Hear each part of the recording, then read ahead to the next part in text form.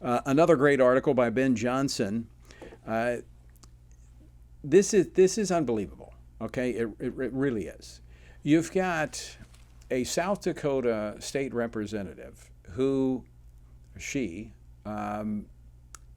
thinks that those advocating for children growing up in a family with a mom and a dad is a dangerous and un American idea.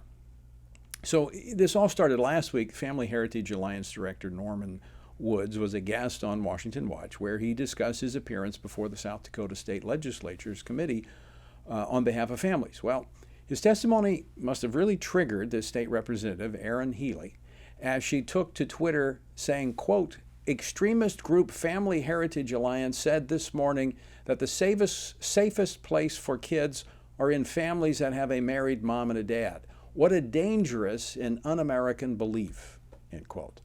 Now, this legislator may not know the truth, but there can be no doubt that the home of a married mother and father is statistically, it's proven to be the safest place for a child. So why? Why would a politician blatantly attack the family? And how far into her own echo chamber must she be to call a strong family un-American? Well, joining now to discuss this and more is Ben Johnson, senior writer and editor at the Washington Stand. Ben, welcome back to Washington Watch. Pleasure to be with you as always. So you wrote about this in the Washington Stand. Did you have to take did this require a double take on this tweet to see if you actually read it right? The first time I saw it, I thought it was the Babylon Bee. I thought, surely I'm being punked here somehow. As it turns out, she is a bona fide believer in the social revolution.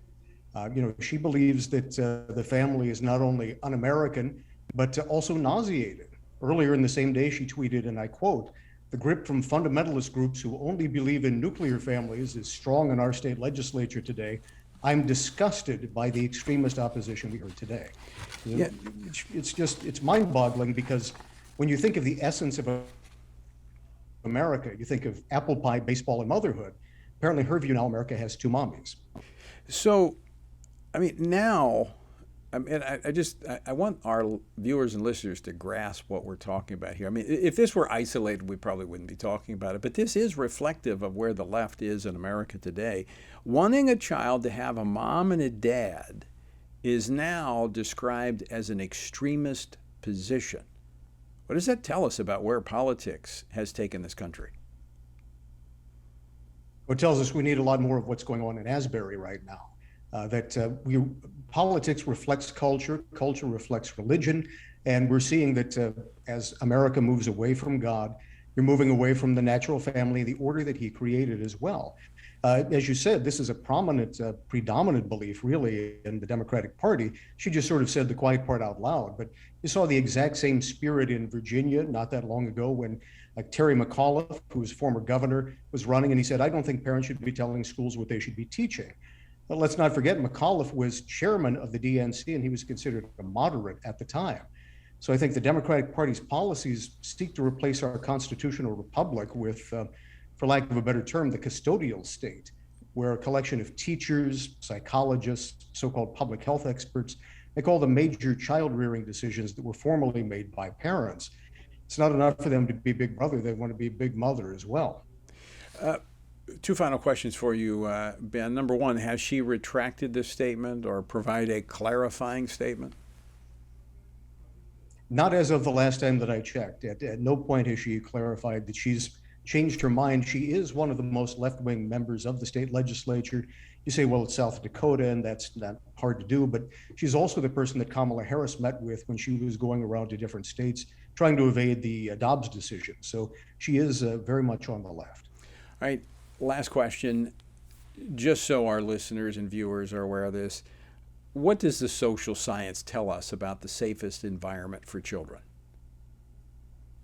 Well, over and over again, God's order for the family has been proven by social science. You don't have to believe me, you can believe Congress. There's a congressionally mandated study of child abuse that found, and I quote, children living with two married biological parents have had the lowest rate of overall harm.